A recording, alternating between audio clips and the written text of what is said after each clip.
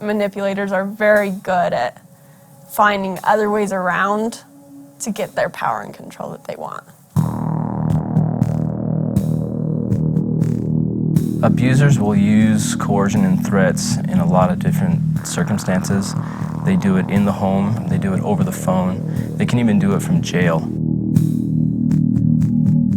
There were times when he would push me up against the wall and I couldn't move, no matter what I did. I fought back a couple times and it did me no good.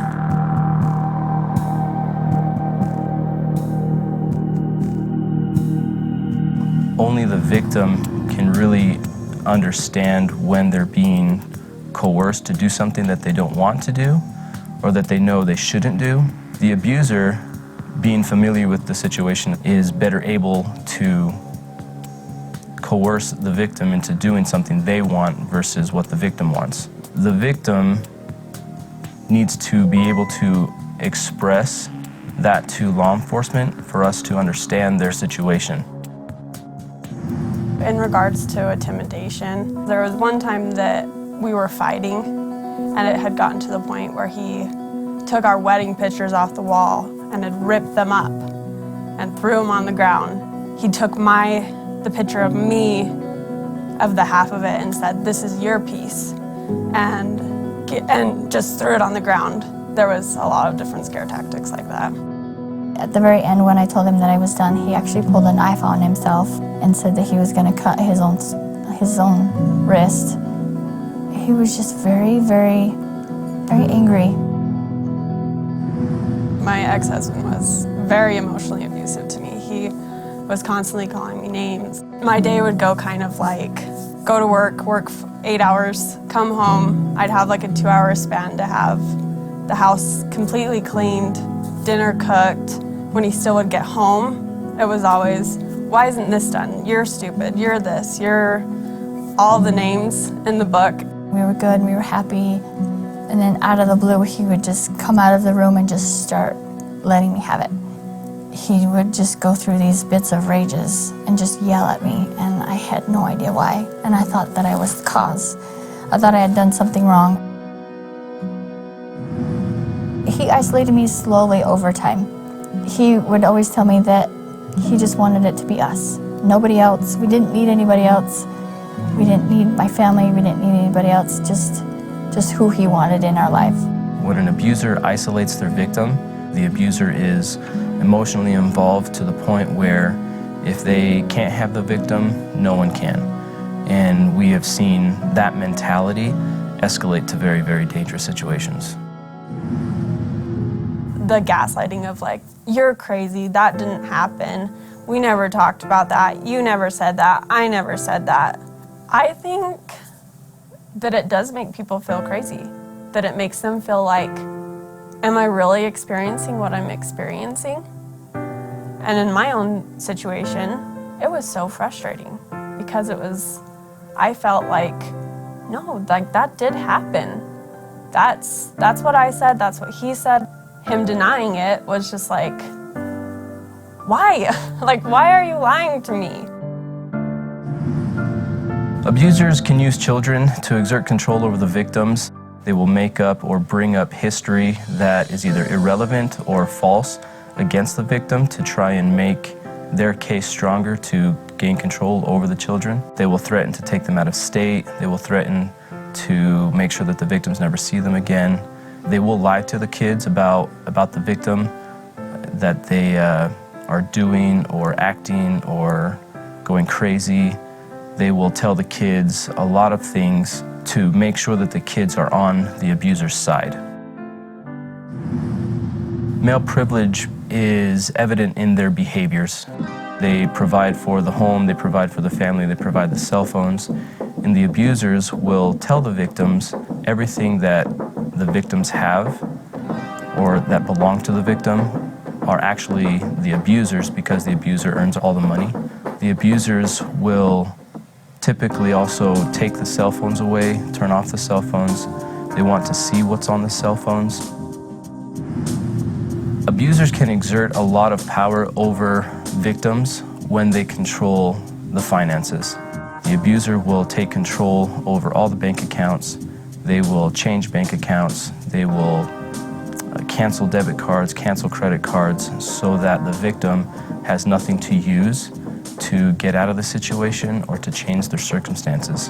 Whenever he'd want something that was like a bill that we had to pay, he would always tell me like, oh, like just take it out of your account and then I'll pay you back. I would go like a week with $5 in my account. All my money was going to bills that he wanted.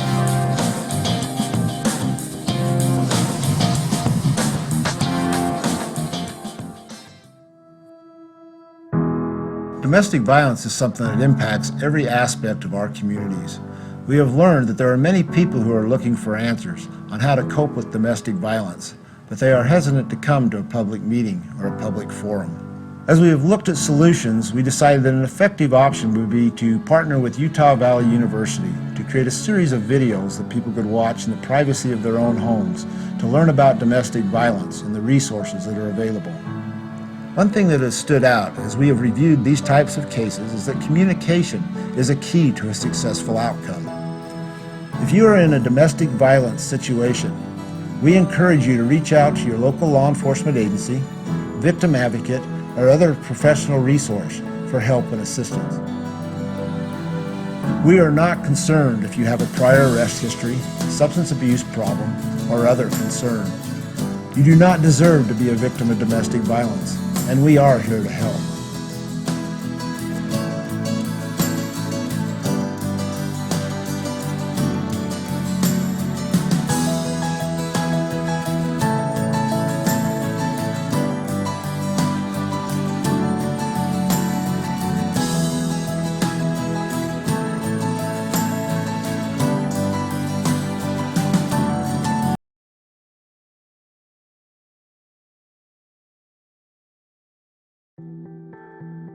When domestic abuse occurs, many people ask, why does she stay?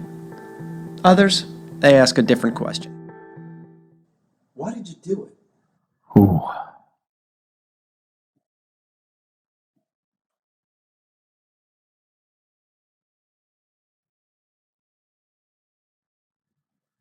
Wow. I've never thought of that question or the answer. We were both in the same like intramural after school kind of group called Peer Helpers. I did this really embarrassing church lady impersonation, and she told me my zipper was down.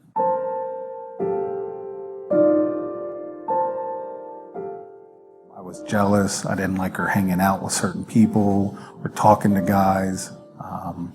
If we'd ever get into a fight, I would beat up my car. As a teenager, you can kind of romanticize a lot of that, and you can say, you know, oh, he loves me so much that he just doesn't even want me to, you know, talk to anyone else. He just wants me all to himself. And you can romanticize that into thinking it's a good thing, and instead of seeing it for what it really is.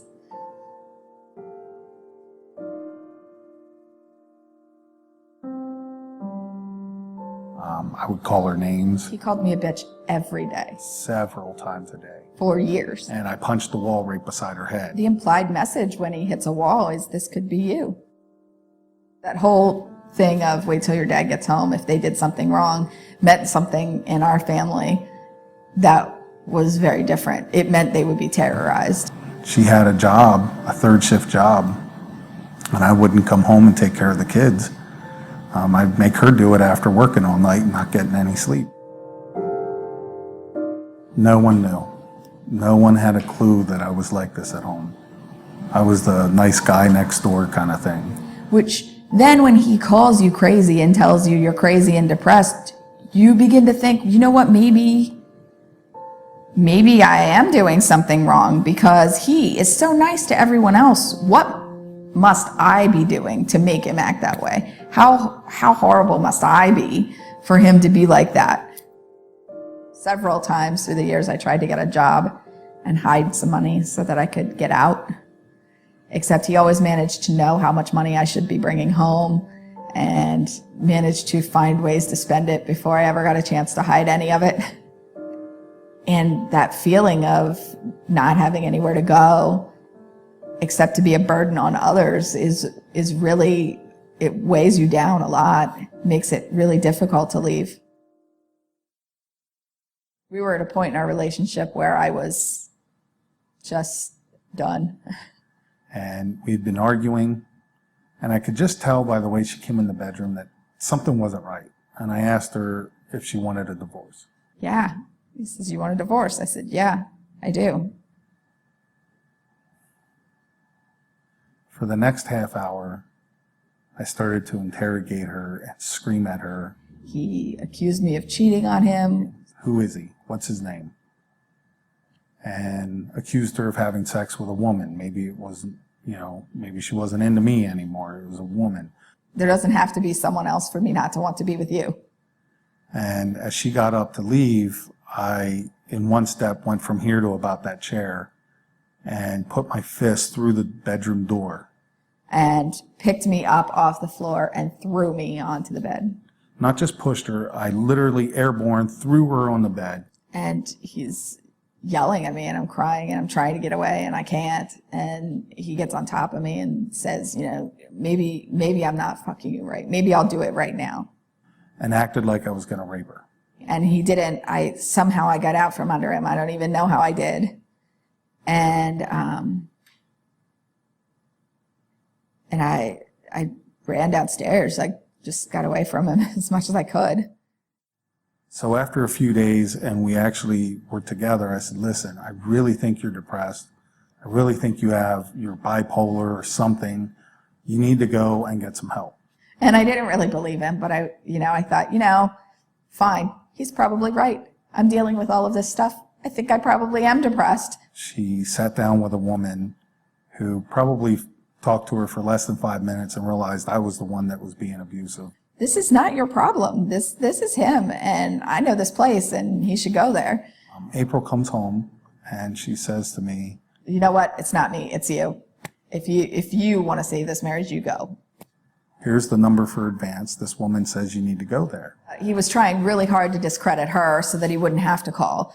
I was like, right, this woman probably hates men. You know what? She said you'd say that. I was like, well, she's probably gay. She's probably a lesbian. She said you'd probably say that.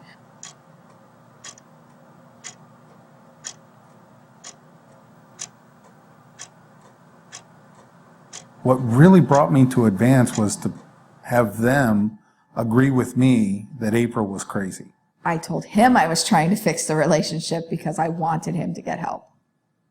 Because I knew that he was always going to have contact with our daughters, and I didn't want them to have someone like him for a role model of what relationships were supposed to be like. During orientation, they showed a video of this guy from Duluth, Minnesota, who went through a similar program, talking about physically punching or headbutting his partner, making her nose bleed. I'm like, man, that guy is an asshole. And then he starts talking about, there were times where I would throw things around the room or break stuff and, call her all kinds of names. And I just went, whoa, I've done some of that. So if he's punching his partner or headbutting her and that's wrong and he's an asshole, I can't say that what he's doing there isn't wrong. So that must mean he's still an asshole for those actions. And that must mean, what am I? It took quite some time for me to believe that he was really changing, that it was for real, because so many times I heard, "I won't do it again, I'll be different," and it was hard to believe that he actually was. And so I tested him too. I would bring up topics like money or family or housework. I would say the most difficult thing for me going through Advance was early on, it was to drop her stuff. So it doesn't really matter what April does or doesn't do. I'm still in control of my own actions and my own reactions to whatever happens, whatever situation comes up. And listen to what April had to say. Listen to how my actions affected her. And some of that was really difficult. Some of it came at me with some anger in it. And I had to listen and take that as that's really how how it is for her, not just, oh, you're trying to make this worse than what it is. Believe her. So he kept going to Advance, and I was seeing him changing. After I was going through Advance, she came to me. She's really upset. She's crying. And I said, when you get home from work, we've got to talk. I got to talk to you about something. And she's like, I have this $300 cell phone bill. Is that it? It's just a cell phone bill. Like I thought you were telling me you were done. You were leaving me. Like it's just a cell phone bill. You figure this out. Don't worry. And I was so shocked because this would have been really ugly before. I do really remember the feeling of connecting with how upset she was over it. I must have been horrible to live with if you're going to be crying like that because of a cell phone bill. I thought you literally crawled around the hallways of the dorm rooms asking for donations. It was... Anyway, that's not what you do. I heard hawk. I heard hog. Hog. If I had a time machine and I could go back in time, the only thing I would want to do is change the way I treated people. Because I would have such a better life, so much better memories. My kids would have better memories. My wife would have better memories. You're under the table. I think people often talk about being married to their best friend, and I think it's pretty cool to actually be able to say that I am. I know he's embarrassed by what his behavior used to be like. He's not like that anymore. Can't imagine being that person anymore. Those things that I did to April on that day and every day prior to that day in our relationship, those bells are still ringing and they still have consequences every day.